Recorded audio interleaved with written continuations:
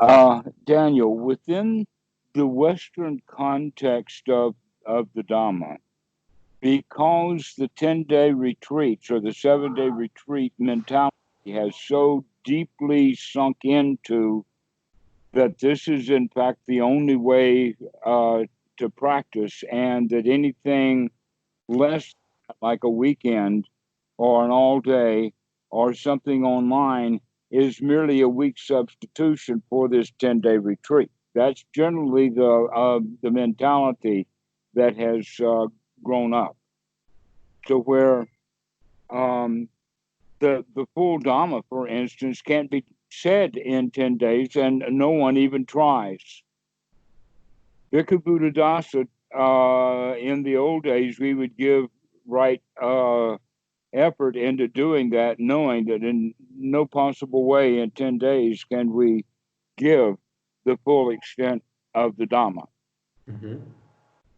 Uh, and that not only that, but even if you could give it in 10 days, with the idea perhaps that, oh, if they only do this one retreat, they'll still gain in this retreat all the tools they need to go on and on and on into the future. Generally, that's way too much to expect from the student, Mm-hmm. Mm-hmm. to be able to gather up all the details he needs. And that, in fact, what I see is often that things need to be repeated for a student Mm-hmm. over and over again, perhaps in a way of first explaining it in purely Dhamma terms, but then later, when the student is fully stepping right in it, Mm-hmm. to then start pointing it out again. Mm-hmm. And then later he'll step in it again. Yeah. And, Yeah. and after 4 or 5 times over the course of maybe a year or so, the student begins to get it Yes. Yeah. Yeah. Yeah. But and yeah. and and begins to change his whole way of looking at things. So this is an actual process that I've had, let us say, been able to take great joy in Mm-hmm. watching students go through that process of awakening from the ordinary mentality into the super mundane. And Mm-hmm. every one of them just is still cackling with laughter over it. It's just Yeah. such a liberating possibility. And so if we stay with the retreat only model, that means then that something is special and magical about the doing the meditation on the floor someplace, Yeah. doing long hours in a sitting posture that's often painful, Yeah. and a whole lot of things that are, um, let us say, external and not a part of what actually is to be practiced. Yeah. That we look at it in the sense of posture, which does have a component to it, but the real issue is the ability to come out of one's suffering. Mm-hmm. And that causing more suffering doesn't seem like the very best method of coming out of suffering. Yeah. Yeah. And yet, the Westerners, they see these Asians can squat for long periods of time. I ought to be able to do it too, even if it kills me. And I Yeah. know a whole bunch of men, most of them have been monks, who can't even squat on the floor anymore because their legs have given out. I even Mm. know one monk who's an Achan who had been a monk for 10 years, and he carries around a doctor's certificate about how bad his knees are. But he still doesn't want to be around the other monks because he doesn't want to come show his English language paper to all of these Thai monks one at a time. And he's too Mm-hmm. embarrassed then to sit in a chair, and Mm. so doesn't want to be anywhere near other monks because of that. Okay. Okay, um, and that's all right because there are secluded places for monks. Um, but this is it's common enough that it needs to be investigated Mm-hmm. because this is not a torture chamber. That's not what Anapanasati was about. In fact, he came up with this practice of Anapanasati after the Buddha came out of his torture chamber. Yes. Yeah. Yeah. Yeah. And yet, for some reason, the Westerners think that, oh, well, let's jump back in it. We got to go do it like the Buddha did or something. Yeah. Rather than following then the Buddha's method and orders, we wind up doing what the Buddha did. Yeah. When he figured out that no, that's not the way to do it. There's a better way of doing it. And so this is actually then built right into the quality of these 10-day retreats, because most people, in fact, don't enjoy them. People are expected for this to be a drudgery. Yeah.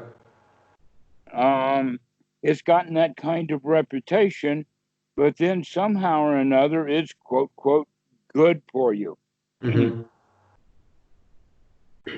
Well, if spending 10 days in memory is not actually practicing, honing in on, and developing the skills and the habits of misery, I don't know what it is. Yeah. So we're literally teaching students to be miserable and having them practice it somehow in the name of the other side. I guess that it has to do with the idea of paying the fee, like working all week, and then at the end of the week you get your reward. Sort of like you have to put in the work in order to get the benefit. Yeah. But there's a much more important way to look at it, and that is that we develop the skills that we practice. So if you practice the skill of joy and keep practicing the skill of joy, then guess what skill you develop? Is joy. Yeah. That just makes so clear a sense, and yet so many Westerners don't understand that. Because they have the idea that you've got to put in a lot of work and a lot of effort based upon a mentality that actually is a lot more Western in its frame of reference than Asian.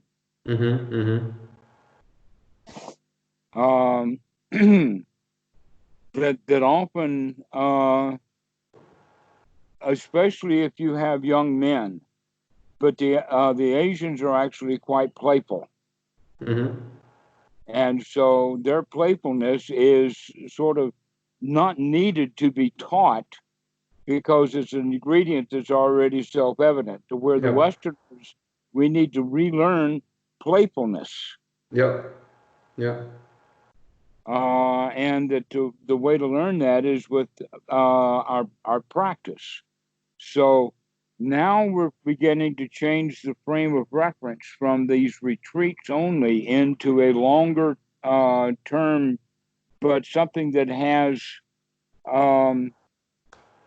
let us say, direction and connection built into it. So that the change in focus of the meditations change.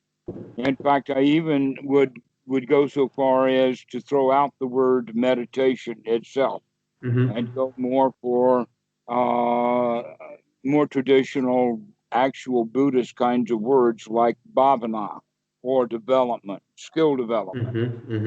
The closest word that we have to that in English would be the word practice. Because that's exactly what we're doing. What are we practicing? To clean the mind. What are we practicing? Joy. What are we practicing? One's right effort. What are we practicing? Take a deep breath. Okay, all of these aspects of anapanasati. What are we practicing? The attitude of success. The attitude of a winner. The attitude that no matter how difficult it is to clean the mind, I can clean it out and come back to this present moment. Okay, so this is the kind of practice or the kind of skill development that's needed, not for just sitting on the floor. We, in fact, need to go into seclusion so that we don't have to deal with the regular world. But then after we begin to develop that skill while we're sitting in seclusion, we need to bring that out and start practicing it many times throughout the day. And this is the way that we begin to practice. Like, here's an example, is that if you only did a 10-day course once a year for 10 days, What are you doing with the rest of that time? Yeah. Well, okay, the answer is, well, I meditate once an hour every day. All right. Mm-hmm. Well, a full hour every day, great. That means that you're in hindrance now only 23 hours a day. Congratulations. Which one of Exactly. them is going to win? 10 days out of a year Yeah. or 1 hour out of a day? I don't think so. I think we need to change our method and style of practice so that the students, whatever he's doing throughout the day, whether he's going to work or play or whatever we're doing, is to start practicing Anapanasati and the Satipatthana whenever we remember to. Mm-hmm. Mm-hmm. And if we're practicing that way, then it becomes more and more of our life. In fact, Mm-hmm. the more we practice it throughout the day, the more full of strong intention that we have. That's how we develop this strong intention, uh, or as Goenka calls it, strong determination. Mm-hmm. But the Buddha has a different slant on it because of the way that it looks like he's using the word eager or enthusiastic, Mm-hmm. Mm-hmm. because strongly determined is almost like I am bound and determined to get myself out of the hole that I'm in right now. Mm-hmm. As opposed to the enthusiasm is, look, I got myself out of that hole. Yeah. Yeah. Okay, so this is kind of the way that we're looking for the development of the attitude, at first on a very short level, while we're actually practicing freeing the mind of hindrances. Mm-hmm. But then over time, we continue to keep practicing this so that we develop uh, the attitude of a lion. The Buddha Mm-hmm. was a lion, Mm-hmm. strong. And that as Ananda in a sutta was explaining to the Brahmin, um, that there is no difference between the Buddha or any of those who were part of his legacy after he died, except for only one item. And that one item is that the Buddha was able to strike this fire by himself. He was the Uh-huh. one who figured, or actually, he didn't figure out the path. He discovered the path, just like nobody's ever invented fire, but we Mm-hmm. discovered fire and discovered Mm-hmm. how to use it. Okay. So that's the main difference. After that, that fire or that spark is given off one by one from one teacher to his student, that you see sometimes in ceremonies of where people have all got candles and one person lives and then they all become lit. This is a much slower process, but it's the same thing, that the students begin to get enthusiastic for the Dhamma, Mm-hmm. Mm-hmm. and that this is exactly what we want to encourage. That very enthusiasm is what carries the mind out of this ordinary poor me attitude into the attitude of a noble. Mm-hmm. That enthusiasm, and then after the enthusiasm comes the absolute delight when Mm-hmm. you know for sure that you could do this. Mm-hmm. That's the final eradication of all the doubt. And this state is, by the way, the one that's known as step, or the seventh knowledge, that is the full fruit of Sotapan. Mm-hmm. It starts with this well, actually, it doesn't start with the determination, but along the path someplace, this determination is picked up, that then turns into enthusiasm, and winds up as the fruit in the state of being delighted with the Dhamma. The Dhamma is everywhere. That's the only thing that we can see is the Dhamma, which means that the only thing we ever talk about is the Mm-hmm. Mm-hmm. Dhamma. And so uh, this is actually the natural state for the teacher, Mm-hmm. is because he just can't shut up about the Dhamma. That's, Mm-hmm. that's the only thing that he's got on his mind. And that this is good because as he continues to talk, he will refine and get deeper and more clear about what he's doing and how he's teaching. and that this is exactly what the old masters want to have happen. This is part Well, of the teacher training, is the enthusiasm that the student gains by picking up the enthusiasm from his teacher. mm-hmm, mm-hmm. Well, I would say I'm on the right path because a while ago my girlfriend mentioned that the only thing you're talking about anymore is Buddhism. Like everything is Buddhism to you. Everything is related to Buddhism, to mindfulness. So then Mm-hmm. I'm on the right track. Precisely so. Okay, so But uh, oh, sorry. go ahead. I was going to ask. I have noticed a reluctance in the West towards religion and towards So what I'm struggling with a bit is this new group that I'm talking about, that I'm now forming and going to be like, providing guided meditations for. They Mm-hmm. specifically do not want any bells or any bowing or anything related to religion, anything that looks like it could be somehow related to, the religion of Buddhism. They don't want that. So they do want the Dhamma. Actually, they do want to be practicing it somehow, but it cannot be linked with anything that has to do with religion. And this, I think, is quite an interesting topic or exploration. Like, do you think this is possible? Can we repackage the Dhamma? I mean, it must be possible somehow, to be able to transfer it, to be able to provide it in a way that makes sense to them, just as the Buddha also tailored his teachings always to the people listening. I agree. I think that um,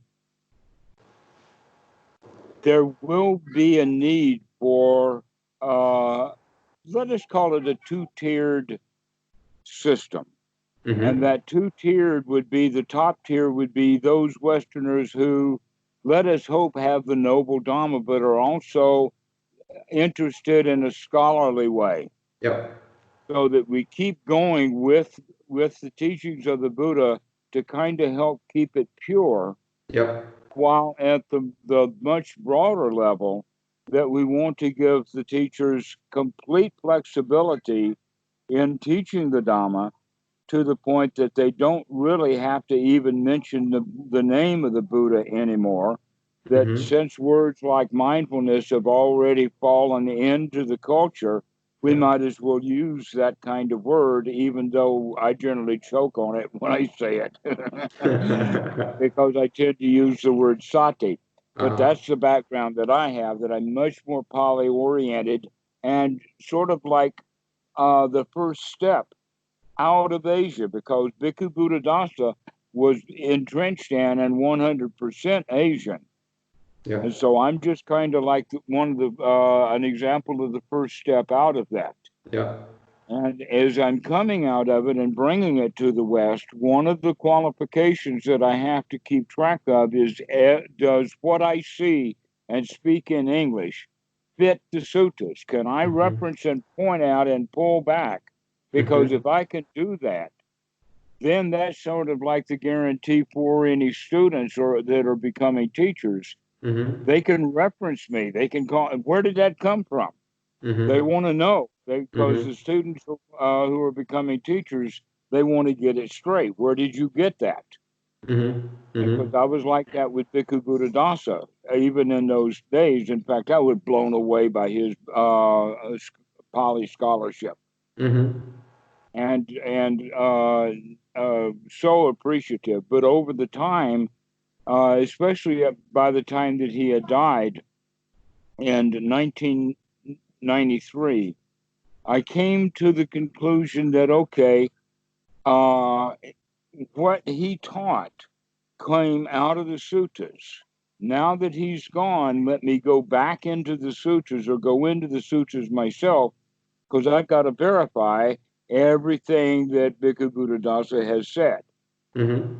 Mm-hmm. And except for a few remnants, I found them. Mm-hmm. Everything he said that puts it together as a package, a working package. So now we have sutra references for all of that stuff. Um, and that so we're really looking at it from the kind of position of the truth, but that doesn't mean that we're going to only allow Bhikkhu Buddhadasa's version of it.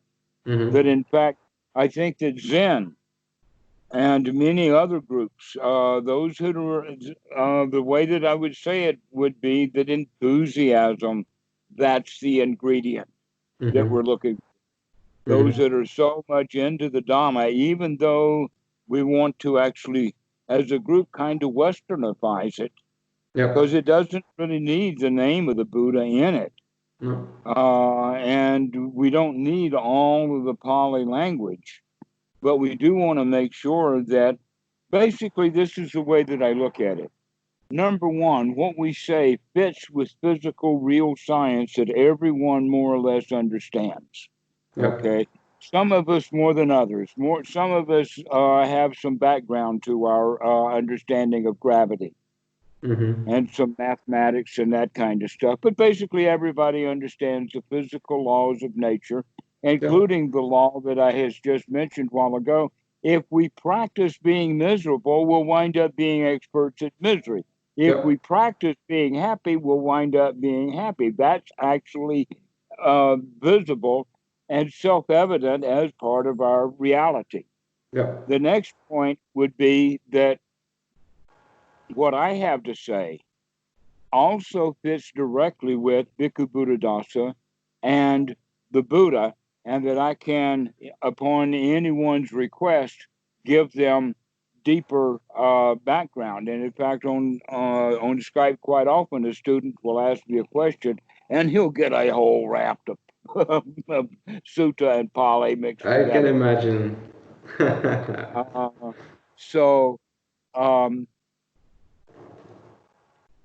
It all fits together like that. And then the last item on the list is when the student begins to practice for himself and sees deeply for himself, yes, this is in fact the way to go. Now we've got all of the stuff together. We've got all of the lineage from the Buddha and Bhikkhu Buddhadasa down to myself, down into your practice, as well as it fits with reality, that there's no magic in here. That's the kind of thing that's really going to get that enthusiasm going. That's the fire. When we recognize this stuff works, it's real, and that it gives good results. And then the next kind of thought is that this is too good to keep quiet. I want to share this stuff. I want it to get out, okay? And so that's, in fact, exactly why I'm on the internet, that and the fact that Achan Po has given me that exact same word, that he wants me out here also. And so that's actually a part of the lineage, is when someone on the internet is teaching this says, okay, I can point right back to Dhammarato. Why don't you get in touch with him? He points right back to Bhikkhu Achan Po, who points right back to Bhikkhu Buddhadasa. We've got that lineage, we've got that line in there, and that all along the way, there is that element of truth that stays as part of that lineage. And so that quality of lineage has a value, but most Westerners won't have it. And so we have to look at, in fact, this idea of lineage has the quality of certification, and it also has the quality of an angle. Of what's your angle? All right. If the teachers have the organization, they can point to that as kind of a certification. I'm not so keen on the word certification because that gives the connotation of bought and paid for certificates. Yeah, exactly. Like this is something that I've been avoiding because I've looked into, okay, how can I qualify myself to be a good teacher? And then you get into all kinds of these programs where you pay like $5,000, $6,000 to then get this certificate, and okay, whoop-de-doo, now you can teach 8 weeks of mindfulness in this specific system, and that's it. So I've been doing it a bit of a different way. For that money, I can follow a psychology course, a psychology master's degree here in Belgium. I'm very fortunate that I live in a place where education is so cheap. So that's the way I'm doing it now. That's what I'm pursuing right now, but like as a side study. But just, okay, let's pay for this certification, and then you have what? You have a piece of paper, and Uh-huh. that's it. So yeah.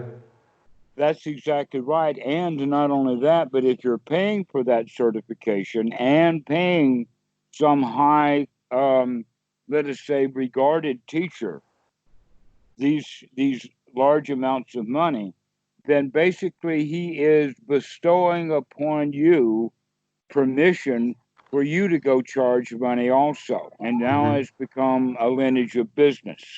Mm-hmm. Mm-hmm. What I would like to do, if we could, is to go to these kinds of schools that give certification, look up their alumni, and Mm-hmm. invite them to join this organization Mm-hmm. as an not let us say as an alternative, but not an instantaneous either this or that. But come join our organization so that you can wean yourself off of having to charge money for it. But how would you see that in because this is something that I'm indeed struggling with myself. I think I mentioned it in our first talk. Organizing my life here in the West with the house to pay off and children in the near future, and I mean everything costs money. So this has been a topic of great interest for me. Like I also don't want to be charging for the Dhamma. It feels very weird to commercialize it. But at the Mm-hmm. same time, I do need to support myself. So I've been looking at ways of doing this, and from what I've heard from other teachers in the West or friends who are practicing also, is that here in the West we don't have the willingness to donate as much as they have in the East. Like in the East, this kind of Uh-huh. monastic structure in society is kind of self-evident. You go to the monastery, you donate some food or you donate some money to the monastery, and it's part of culture. Whereas here in the West, it's not so much. So probably donations are not enough to support a Western lifestyle. That's my Okay. feeling. The worst case of what you're saying is that the choices are either pay for play or dana and donation means it's free. Those are tends Mm-hmm. to be the two alternatives that we have in the West. Mm-hmm. That if it's for donation, that Oh means yeah, that it's free. yeah, They can pass up the offering plate right in front of me, and I don't have to put anything in it. yeah. And the other side of the coin is pay for play. Yeah. All right. But there's another model. And that third model is the model of generosity as a skill to be developed. Uh-huh. But in fact, in a way, I tend to rob my students of that in the beginning, only to point them into a pay it forward system Uh-huh. in the sense of giving them some editing assignment for something that some other student is writing and things like this. Uh-huh. So that we begin to cooperate. So this is what we're doing now to build this new organization. And so a little sweat equity is all that we're kind of looking for here, but that ultimately there are a number of, I'll be rude and call them high roller donors in Mm-hmm. Buddhism. Mm-hmm. Generally in the United States, most of them going to be Asian, but Okay. there are going to be people who are fairly wealthy. But you see, what happens with them is they're the ones who pay for very expensive retreats. Uh-huh. And at the end of the retreat, they think they've got their money's worth. It was a business deal after all, and that's the end of their donation. Mm-hmm. Maybe a little bit more. Mm-hmm. But inside of our organization, it's we're actually there is a donor class of people that already are in existence. We know this because Okay. we already know that there is a scholarship fund that has more money in it than they have students applying for scholarships. Okay. Plus, there's other fairly high rollers that are willing to put in seed money because what we're looking for is to begin to support Dhamma teachers so that they can, in fact, feel free that they can spend more and more time during their day or their lives in spreading the Dhamma, and that the organization will help taking care of them. That can be done. There's another part of it that's worthy of talking about. I think I even mentioned it already, and that is a peer review system, so that we listen to what each other talk about, which is designed to foster friendship and communication and cooperation, so that then two teachers, for instance, can share the duties of a particular project that would be too much for one to do. An example of that would be putting together the amount of money that it would take to rent out a facility that like a retreat center, and that the organization could help them with the rent for the 10 days, and then they would run the retreat together. Or that one has more experience in doing retreats than someone else. And I'm not saying that we're going to stop doing retreats. Yeah. In fact, I recommend generally a retreat for every student. Yeah. Just come out of it happy, please. Yeah. Yeah. Come out of it enthusiastic. I must say that the retreats that you're describing, because I have not been on a Goenka retreat, because this type of retreat indeed never really appealed to me. This kind of, okay, I'm going to sit there for 10 days but the retreats in the Plum Village tradition are quite different from that, are a bit more geared towards developing what we call mindfulness. Then we do use the word quite a lot. Developing mindfulness skills in everyday life. So we practice eating in mindfulness, walking in mindfulness, talking in mindfulness. So it's a very different vibe. And we also have weekend retreats, so days of mindfulness in the weekend. So it's a bit different from the traditional retreat setting. So I think that would work quite well with what you're proposing here with your organization. So I'm very happy to hear how well that meshes, because this is something I was a bit worried about. Like if I'm now going to start listening to Dhammarato, do I then need to give up Plum Village or Thich Nhat Hanh? Which doesn't seem to be the case. It seems to be quite similar. So yeah, very happy about that.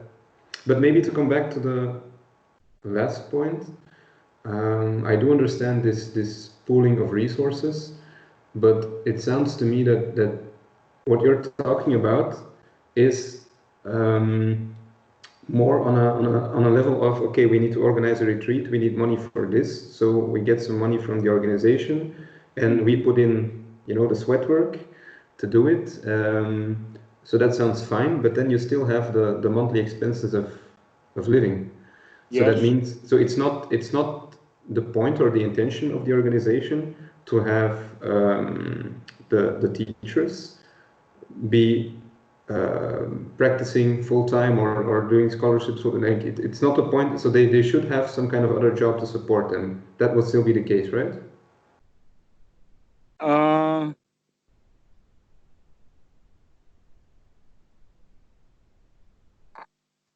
Ideally and ultimately, no. Okay. Ideally and ultimately, if this organization gets off the ground and operates successfully, it should be able to assist the teachers in gaining donations either through the organization itself or through their own private donor base. Okay, and there's some good examples of that. Yeah. A really good quality example of that is that Dan Ingram has been able to develop his own donor base. Okay. And because of that, he can do many, many things altruistically. Okay, so that's a good example of gaining one's own donor base. And that will happen. Let us say that a middle-aged couple who, if they were going to donate 10% of their income, they would be donating $10,000 a year. And then they come and they do a retreat that was free of charge, but taught donations and dana, and they continue to have a friendship with the teachers that did that. It would not be unreasonable for them to give a $10,000 donation at all. And so generally every retreat that's done then is going to get another donor like that. So that after a dozen of retreats or so, one can make up into $100,000 a year in that context. Yeah. No guarantees. I mean, of course, no, but it does sound like, yeah, it sounds like an interesting approach. It sounds quite feasible. Yeah. And it's a very noble way of doing it, because really the money doesn't matter much anyway. So long as we're supporting one another, so a teacher can support another teacher. I do that already.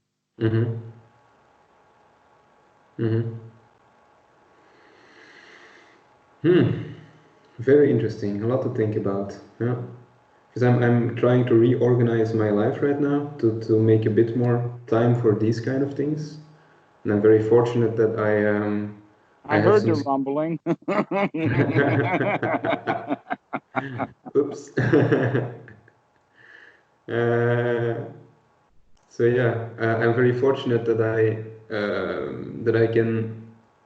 have some skills in IT, so that I think I should be able to make a good living out of that. But I'm still trying to find a way how to do that, like, part-time somehow. You know, how to have these two things to keep them alive at the same time. And then the other thing is that I really don't really enjoy doing IT, so that's also difficult. So I need to find a way where I can be doing that for a few days in the week, and then maybe make enough money to support myself for the remainder of the time to do something that is quite valuable to me. I can see that coming, especially when we get it to the point of it is actually playing the role of the original idea of the Sangha, which is a community of friends, but that a predominant quality of this is that these are all noble, high quality, high class people. That anybody who was intending to make money or be a charlatan or fiddle with the books or any of that kind of stuff, these guys will weed themselves out on their own. Okay. Yeah. And that at the top end of it, we could look at it like the American Medical Association, that in the turn of the last century, the AMA actually did several things, a whole lot of stuff, some of it just civil action and getting the message out. But the United States was full of doctors who had no certification other than something that they got off of a printing press. Yeah. And they were snake oil salesmen, and they were, charlatans, really. And the AMA is what basically cleaned up the medical profession in the United States. Okay, that's what I would like to see this organization's function do, is to put it back kind of like the way that the Sangha of Buddhist monks in Thailand operate, self-policing. Yeah. And so you don't have much charlatanism in the Thai Sangha. Oh, that sounds great. Yeah. All right, so this is what we're looking for, and I'll keep you up posted on what's going on. That would be great, Devin. Yeah. Daniel. Sorry. Yeah. No problem. I just hung up with Devin not long ago, talking about the same stuff. Sorry. No problem at all. All right. I find that a lot of the students are actually far enough along. Now, the beginning students I don't talk about with this much stuff, but the students who are moving along, almost everyone I know is thinking about, could I actually live a life of a laid-back comedian talking Dharma all the time. Yeah. Could I get away with such a lifestyle? The answer is yes. Let's build it together so that we have an entire population. Wise old men in the West. We need that to bring us together for friendship rather than holding religious beliefs, mostly magical. They keep us divided. Yeah. Yeah. Fully agree. Yeah.